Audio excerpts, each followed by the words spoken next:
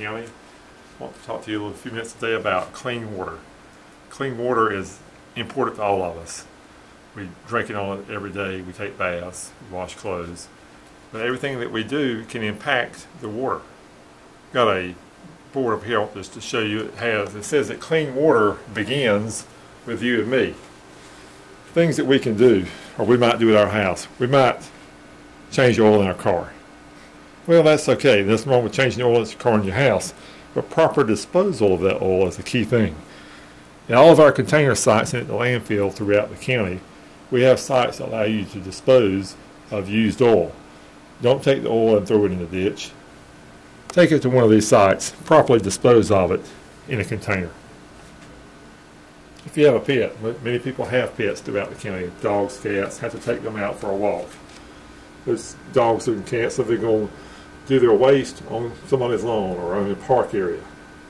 Pick up behind the pet. Properly dispose of the waste. Runoff begins. Rain comes down, hits rooftops, hits driveways, hits lawns, eventually makes its way to the streets. When you wash your cars, often people wash them on the driveways. The waste from those cars, the dirt, the grease, will go down a driveway, down a street into a storm drain or a ditch, out to where fish and other aquatic animals live. Long runoff, fertilizer can get into streams. Runoff from tops of houses, same thing. All those items go into a storm drain system. None of that is treated. Waste from your house, from inside the house, from your toilet, goes into a treated system before it goes into the river. Stormwater is not treated. What we've got here is a demonstration that shows how everything that we can do all works together to affect clean water. We've got demonstrations on industry, home sites, marinas, gas stations, farmsteads, apartments. What I'm going to try and do is just show you how some of the things that we do can affect the land. If you are at a construction site and have new buildings are going up, it might be a new drugstore, it might be a new school, it might be a new house. The trees that are there are taken out. Everything is okay there. The sand is where it belongs. But then along comes a rain event, and we don't have anything to control that erosion. And so all that starts going down the streams and eventually makes its way out to the sound. Now, something that we can do around construction sites, and most do a good job of doing this, in trying to put up vegetated strips around a construction site. Have something in place that will prevent that runoff from leaving the site. So when it does rain, all that is captured then by these strips. It allows it to, the dirt, the grease, and so forth, to be cleaned before it leaves the property. If you have a car, eventually you have to change the oil in it. Sometimes between oil changes you have an oil leak, or maybe you have a wreck and oil gets spilled on the highway. Well, oil on the highway, when it's dried, is not causing any problems. It's up there, people are driving across it. But then again, after a rain event, it starts running down and runs out into the sound where the fish are. One car by itself is not going to cause a problem. When you have 100,000 or 1,000,000 cars in an area, that's when you can have problems. We have a lot of farming here in Wayne County. We have golf courses. We have apartments. Around all these nice lawns, it requires a lot of times fertilizer to be put out on the ground. Not Somebody might put it on their lawn, trying to get grass to grow. You might have fertilizer put out here at the golf course. Well, when, again, rain comes along,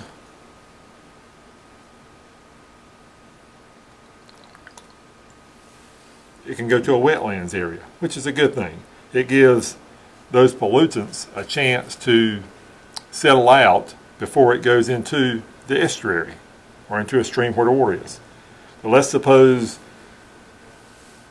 the wet land is taken up, it's filled in. Somebody wants to build on that spot. So now, when we have a rain event, all this goes on out into the sound, and you have pollutants in this area, again polluting the water, taking the oxygen out of the water, and you have fish kills. Golf courses have management plans, but over fertilizer in those locations can again kill the aquatic animals. Industries are required to send their waste to a treatment plant or have their own treatment plant in place. Most do that. But a spill or an overloaded of a treatment system might allow waste to go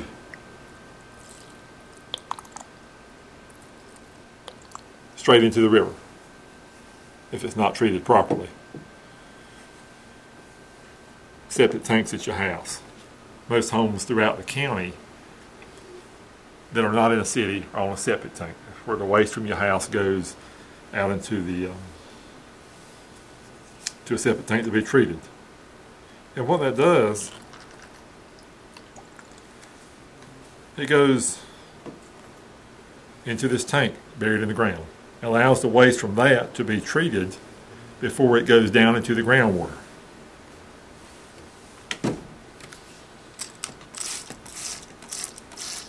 So everything is okay there. Everything is working like it's supposed to. But then, let's suppose that the septic tank is overloaded. It's not designed properly. You've got too many people living at the home for what the tank is designed to handle. It starts to fail. It's driven over. The drain lines fail.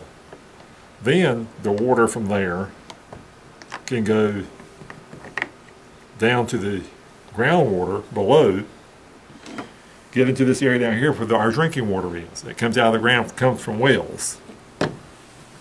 So the water from wells, again, this waste that just went straight down to the groundwater is now coming back up, and we're using this for drinking water. It's a closed cycle. We only have a fixed amount of water in our planet. It's either in the sky, it's in the ground, or somewhere in between. The water that we get to drink in Wayne County, much of it comes directly from wells. The city of Goldsboro gets theirs from the river, treats the water before it's sent out. In the rural areas, it's wells. Individual home sites have wells. What we want to do is make sure that these wells don't get contaminated. The drinking water that's in the ground is pumped out. In a lot of cases, it's not treated other than with chlorine. The water is considered clean when it comes out of the ground. But sites like a leaking septic tank, a leaking gas station with an underground tank where it's leaking, can allow water from those sites to go into the water table.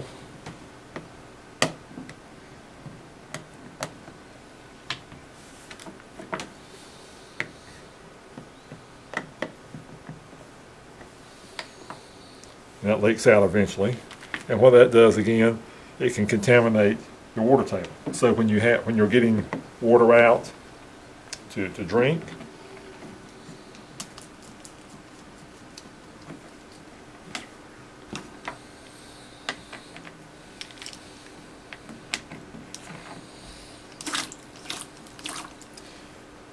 gas went into the groundwater, it's coming back out as drinking water.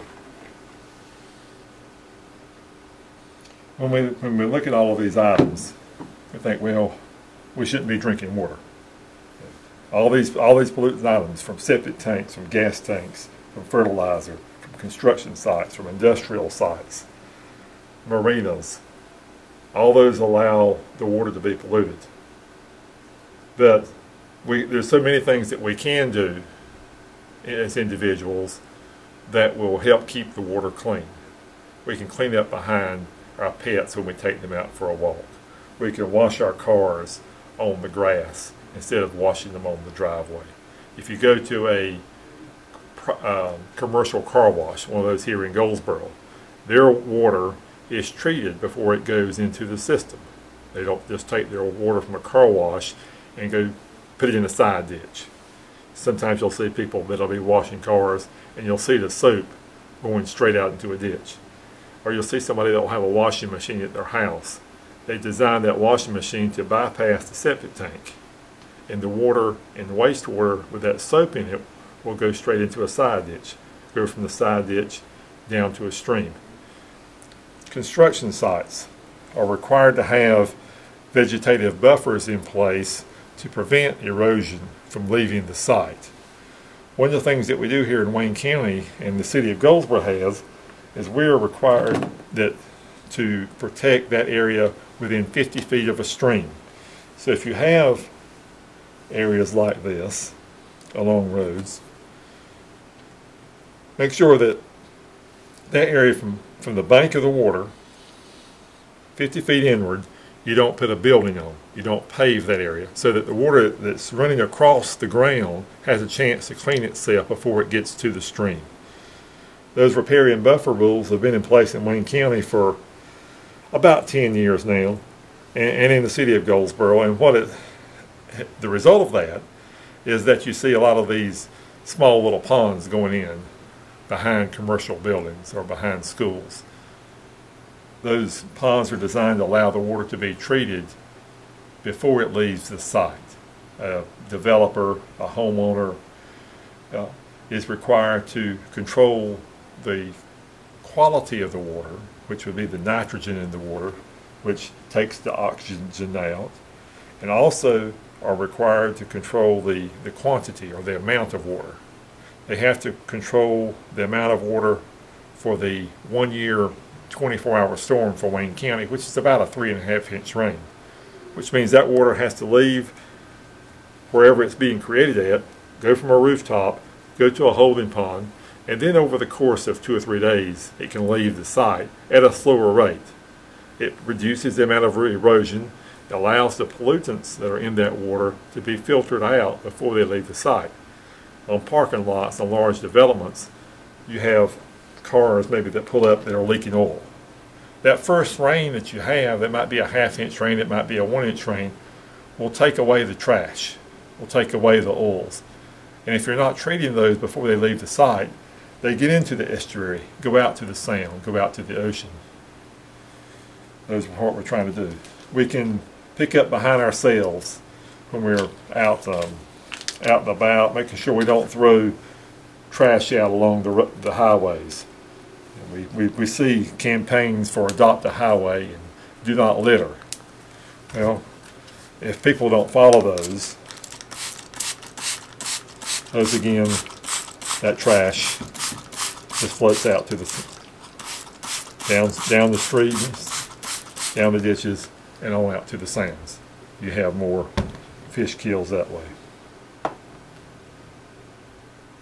So, again, if you have questions, you can contact the Wayne County Planning Department at 731-1650. We have some brochures we'd be glad to forward to you, and be glad to come in and talk to you in small groups about this important action. Clean water does begin with you and me.